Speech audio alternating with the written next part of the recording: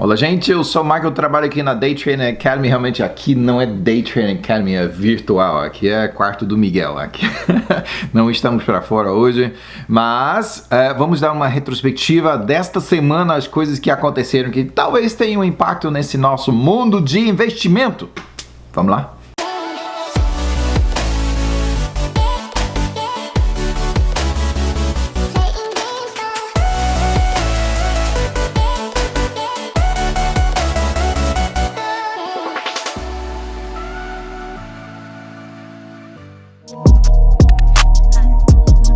Os mercados dos Estados Unidos esta semana imitaram montanha russa para cima, para baixo e repetindo para a semana toda. Porém, os índices dos Estados Unidos encerraram mais altos. O Dow ganhando 3,3%, o S&P 500 ganhando 3,2% só logo atrás e o Nasdaq 3,4% ganhando quase sempre nessas últimas semanas. Nasdaq agora é 3,9% positivo para o ano. O Dow e S&P 500 ainda negativos, mas o S&P está mais perto à paridade. Acho que faltam 8% por aí. Pessimismo voltou aos mercados mundiais na quarta-feira com um relatório decepcionante sobre testes de uma nova vacina. Mas isso deu uma força para que o ouro subisse. Vamos falar sobre isso daqui a pouco. Mercados mundialmente caíram na sexta-feira. O Hang Seng, que é o índice da Hong Kong, caiu 5,6% no seu pior dia desde 2015. Isso em resposta a... Passamos por todas aquelas manifestações e não caiu esse tanto, né? Mas esta vez caiu em resposta à proposta de uma nova lei chinesa que aumentaria o controle da China sobre Hong Kong. Vamos falar também, elaborar isso daqui a pouco. Para a semana, mercados europeus todos mais altos. O DAX ganhou 5,8% para ganhar de todos. Pior performance não foi nada mal, foi Suíça, que só ganhou 2,2%. Das Américas, todos mais altos. A Bovespa ganhou, quantas semanas que não temos a Bovespa ganhando? Ganhou subindo 6% na semana. Muito bem, isso na semana de más notícias sobre Covid, também vamos falar sobre isso. A Argentina continua a ter semanas surpreendentes, esta vez subindo 4%.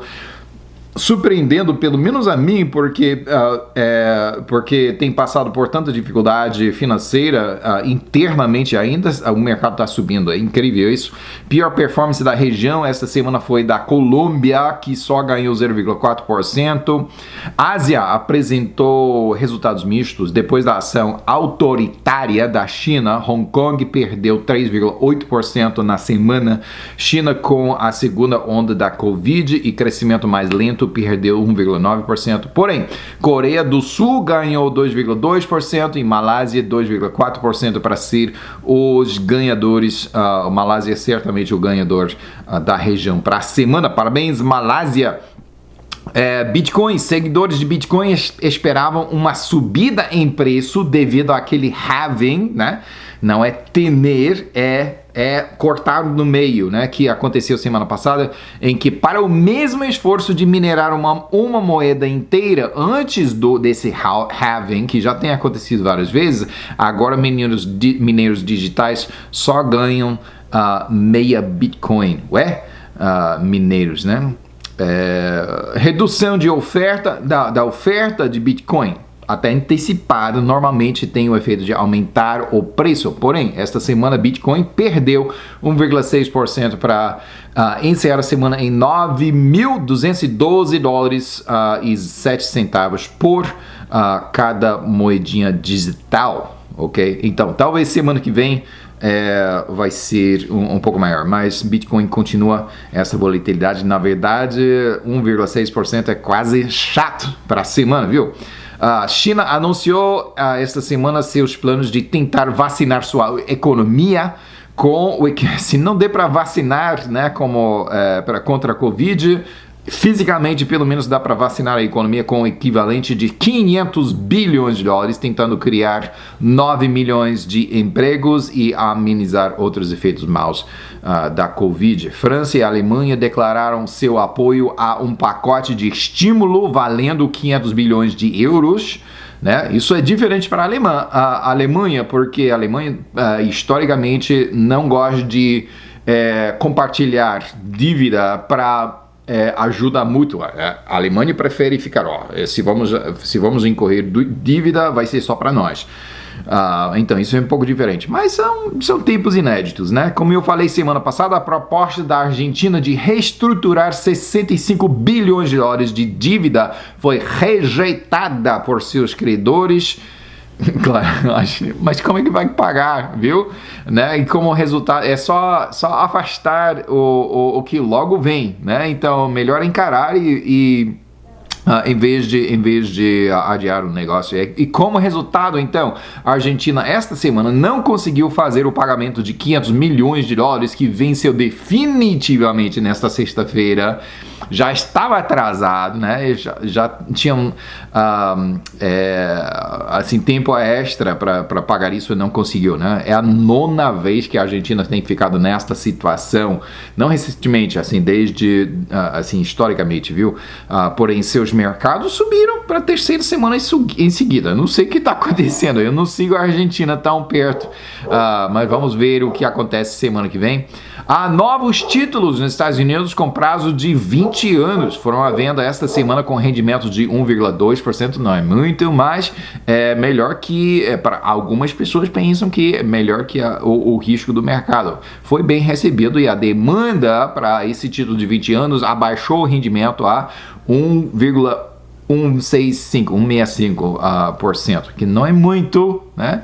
Mas outras pessoas acham que não. É melhor que correr o risco de perder tudo no mercado, mesmo com o mercado começando a subir, viu? A dívida nacional nos Estados Unidos, isso me preocupa mais, né? A dívida nacional dos Estados Unidos ultrapassou 25 trilhões de dólares esta semana, um acréscimo de 15% desde o ano passado, e agora está na frente de Congresso o projeto de lei, eu acho que não vai ser passado não, aprovado não, que é projeto de lei de mais 3 trilhões.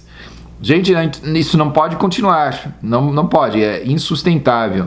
Novos pedidos de auxílio de desemprego essa semana inalterados em 2,4 milhões, foi isso mesmo da semana passada, então pelo menos não está aumentando, né? Mas também não está reduzindo e ainda é 10 vezes o normal de antes do coronavírus, mas os estados estão começando a abrir, então eu acho que muitos desses empregos vão voltar. O problema agora é que esse auxílio de desemprego é às vezes mais que o próprio trabalho paga, então paga mais, ganha mais fora de trabalho, vivendo da teta de outras pessoas que estão contribuindo para esse fundo de auxílio de desemprego, do que voltar ao trabalho e ser produtivo na economia. Eu não gosto disso.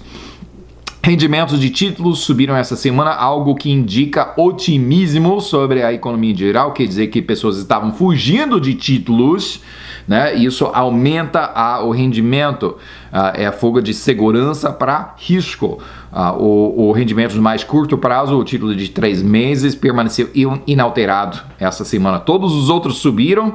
Pessimismo para os próximos poucos meses, isso indica, né? Mas espera-se uma recuperação. Isso que indica esta ação nos títulos, no rendimento dos títulos. Petróleo continuou a sua subida essa semana. Não parece que haverá um replay, né, dos futuros negativos do mês passado. Poxa, tempos históricos, né? Todo mundo vai pensar, será que petróleo vai abaixo de... Acontece, né? Mas agora vocês têm vivido isso. Mercados estão felizes com a recuperação em petróleo, né? Pelo menos a recuperação da China e demanda crescente, e esperando mais do mesmo quando outros países reabrirem-se, pessoas começam a viajar mais e empresas precisam transportar coisas, vai aumentar, claro, a dependência, mais necessidade de petróleo. Também parece que a Rússia, a Arábia Saudita e OPEP e a aliados estão cooperando entre si, se dando bem junto, né, para reduzir a produção, levando em conta também a oferta farta e demanda arrasada. Finalmente cortaram a produção e não estão voltando rapidamente a esta produção. Vai ter que aceitar um pouco menos por enquanto, até realmente voltar a demanda e também acabar com todos esse superávit nos estoques.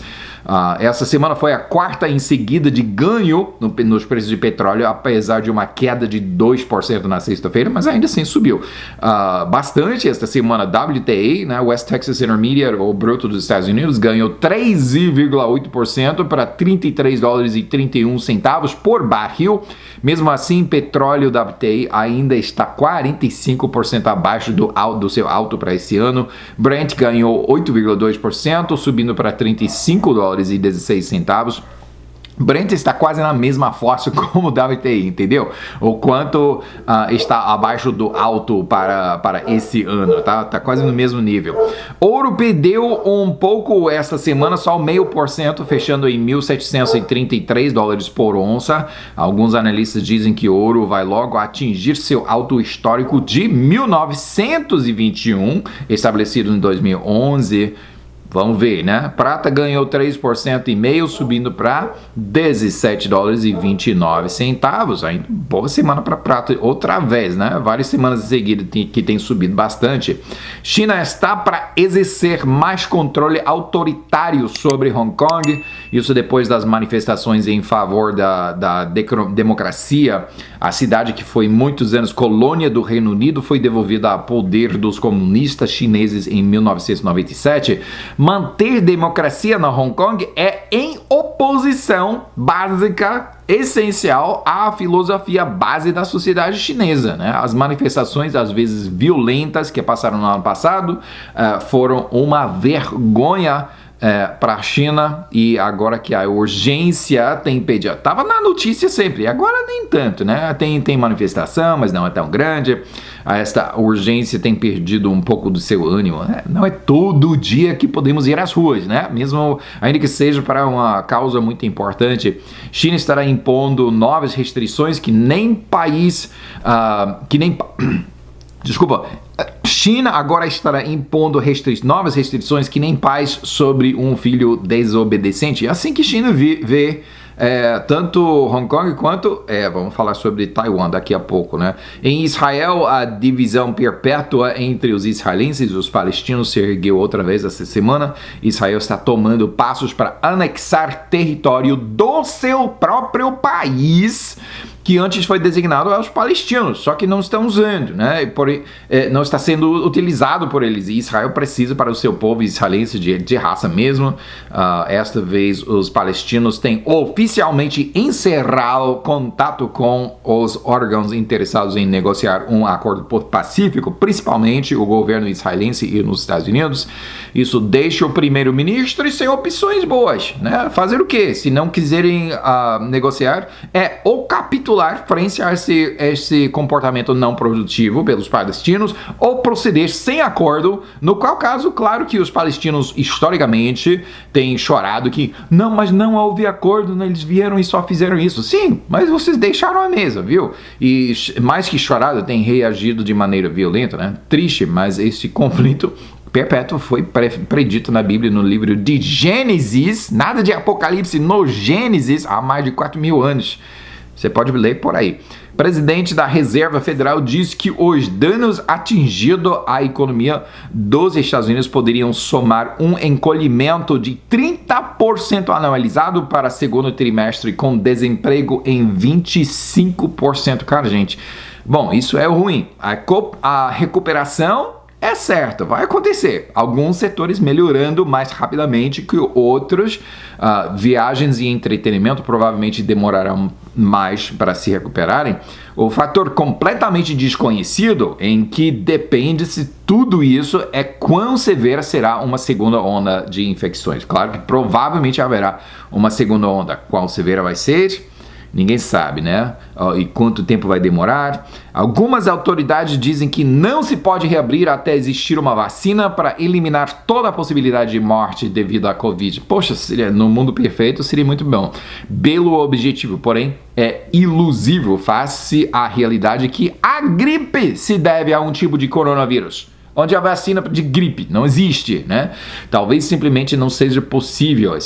Não podemos abrir até que tiver vacina. Não existe isso. Também, mesmo que fosse possível, o desenvolvimento de vacinas demora muito, né? Até dizer, o presidente Trump está dizendo, talvez até o fim do ano. Normalmente 2, 3, 4 anos, né? Mesmo numa situação que realmente é propício a fazer isso, demora demais, pelo menos, de qualquer forma, é de mais tempo que é razoável para deixar a economia mancando desse jeito. Precisamos reabrir logo. A economia japonesa, terceira maior do mundo, já estava mancando no quarto trimestre de 2019, devido a um aumento significativo no imposto de venda. Encolhimento no quarto trimestre foi 7,3%, e Japão foi atingido pela coronavírus no primeiro trimestre e só encolheu 3,4%. Então realmente reagiu mais ou menos bem. O problema é que agora não tem se recuperado da maneira que China tem, os efeitos agora estão se prolongando. Em abril, o governo pediu que cidadãos ficassem em casa e que empresas se fechassem, então provavelmente o segundo trimestre vai ser ruim ainda. Quer dizer, 2 trimestres em seguida de encolhimento, quer dizer recessão. Então, o Japão, terceira maior economia do mundo, está em recessão e provavelmente continuar próximo esse trimestre. Agora, farmacêutica Moderna divulgou os resultados bons de testes da sua vacina experimental para Covid esta semana. Suas ações pularam mais de 30% no só dia. Uma das principais empresas de aluguel de carro nos Estados Unidos, Hertz, né, fundada em 1918, entrou em falência esta semana. É empresa histórica nesse país. O efeito Darwin vai regir no ano que vem, desastre eliminando as empresas mais fracas, né, ou mal posicionadas, só as fortes que sobreviverão. Valorização no mercado do aplicativo TikTok. Pergunta dos seus filhos, se eles não souber o que é TikTok, tem subido 33% desde 2 anos atrás. Quer dizer que TikTok vende propaganda, né? Vende colocação de propaganda, mesma coisa que Google faz, né? E tá ganhando. Isso não é atingido por Covid, né? Pessoas ainda querem as coisas. Então realmente está ganhando. É bom o setor de estar nesse período. Com os efeitos da Covid reverberando pelo mundo, decepção geral da maneira com que a China tem lidado com a propagação do vírus, tensões crescentes também, seria natural duvidar compromissos a comércio internacional. Porém, China reafirmou seu compromisso a implementar a primeira fase do seu acordo para com os Estados Unidos. Então é bom, vai continuar. Depois de se adaptarem ao ambiente de trabalho no meio da pandemia, empresas estão se perguntando por que não trabalhar remoto, né? A gente está fazendo isso agora, está indo bem, então vamos fazer. Claro que com pessoas que têm que fazer todo o seu trabalho somente no computador, pronto, mas se der para fazer, então isso evita todo o gerenciamento, manutenção de um prédio inteiro só para, né, colocar as pessoas para trabalhar no computador. Ele pode fazer de casa. Então, o Facebook disse que nem. Então, pode trabalhar de casa até o final de 2020, depois a gente vai reavaliar. Twitter disse, trabalha em casa. Não tem prazo, não vai vencer esse mandato. Pode trabalhar em casa. Fica aí, né? Vai embora. Não venha aqui infectar outras pessoas. Voltando ao conflito entre China e muitos outros países, realmente é um conflito ideológico, né, cujos efeitos transpassam barreiras de categorias normalmente respeitadas. Quer dizer, conflito ideológico tem consequências econômicas, políticas, geopolíticas, comércio, investimento, saúde, militar, tudo isso. Um frente de contato é o conflito com Hong Kong, temos falado sobre isso. Outro conflito agora é com Taiwan, que considera a China mais, Taiwan se considera a China mais autêntica. Taiwan é uma ilhazinha fora do continente, né? Mas os taiwaneses acham que o comunismo que foi adotado no continente é alteração indesejada e não é China histórica, viu? Portanto, Taiwan se considera independente da China, enquanto China considera Taiwan um filho rebelde. Faz parte da China, mas estamos lidando com essa situação, viu? Os Estados Unidos têm avisado o mundo, veja, dentro desse contexto, os Estados Unidos têm avisado o mundo que equipamento de 5G da empresa chinesa Huawei é capaz de ser meio fácil de espionagem. Né? Alguns países têm escutado, outros não. Agora, Taiwan Semiconductor está recusando a vender chips essenciais para Huawei. Olha, é grande isso, é grande sacrifício, porque dos seus clientes de Taiwan Semiconductor, Huawei é segundo só a Apple, né? Tá perdendo uma boa parte, uns 15 a 20% da receita, está perdendo por recusar vender chips à Huawei. Interessante isso. O Departamento de Comércio dos Estados Unidos tem acrescentado mais 2 dúzias de empresas chinesas à lista de empresas restritas para não ter acesso à tecnologia americana. Por quê? Porque há muito tempo os Estados Unidos acusam a China de roubar e piratear tecnologia. Claro que isso só aumenta a tensão. O número de casos da coronavírus no Brasil agora tem superado a Espanha e Itália. Isso foi divulgado na segunda-feira, mas ainda assim a Bovespa ganhou esta semana, subindo 6%. Então, parabéns. Em puros números, o Brasil agora tem só o segundo maior surto no mundo, segundo somente os Estados Unidos. Isso não leva em conta a porcentagem da população inteira, né? Que considerado dessa forma não é tão ruim. Porém, sabe-se que a porcentagem da população que já foi testada é muito baixa. Então, a probabilidade é que o número de infectados possa ser até 15 vezes mais o número que foi divulgado. Cuidado aí, Brasil. E, falando sobre isso, chegou notícias da comunidade do vilarejo 3 Unidos. Eu vi isso na reportagem aqui. Eu disse, mas isso não pode ser o 3 Unidos que eu conheço? Eu conheço esse lugar, né? Tenho amigos lá, longe, no Alto Juruá, perto de Irunepé. Ficam uns 6 ou 8 dias de barco desde Manaus, subindo. Caramba, né? Subindo o rio. A reportagem diz que 3 Unidos se isolou, não permitindo acesso a qualquer pessoa de fora. Porém, o coronavírus ainda assim chegou à comunidade. Agora, minha perspectiva, por ter morado no interior do Amazonas, no ecossistema da floresta, dos rios, que em tempos modernos, né? Antigamente não foi assim, mas em tempos modernos, uma cidadezinha dessas não se sustém a parte de contato com uma cidade pelo menos um pouco maior. Nesse caso, Irunepé, de onde vem energia para 3 Unidos, gasolina, mercadoria para os mercadinhos, simplesmente há contato. Por quê? Por exemplo, a padaria em 3 Unidos, né? De onde vem o trigo? De onde? De onde vem açúcar? De onde vem fermento? Né? Tem que vir de Irunepé, para Irunepé, de onde vem? De Manaus. Né? Tem viagem de barcos levando mercadoria para Irunepé, também tem aeroporto em Irunepé, vindo de Manaus. Então, claro que tem contato. E pessoas de 3 Unidos, por mais que recusem visitantes de entrar, impeçam visitantes de entrar, os moradores de 3 Unidos vão para Irunepé para comprar suas coisas, seus produtos e tudo. Então, tem contato. Não tem como escapar, né? Se fortaleça, enfrenta o desafio. Vamos abrir esse mundo, gente.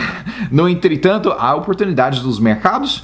Venha estudar com a gente aqui no Day Training Academy, né? Desejo uma boa semana para vocês. Até logo. Tchau.